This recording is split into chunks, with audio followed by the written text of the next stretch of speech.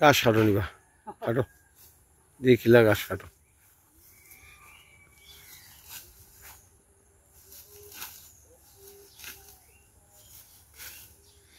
তা গাছ লম্বা লম্বা নি?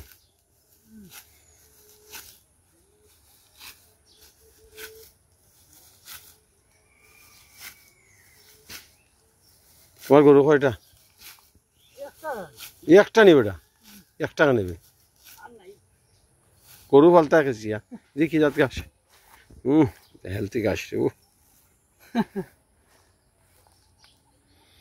3টি হাঁস, 2টি হাঁস পুকুর পাড়ে। হালকা বৃষ্টি হচ্ছে, ঝিমঝিম ঝিমঝিম বৃষ্টি ঝড় আরম্ভ হয়েছে।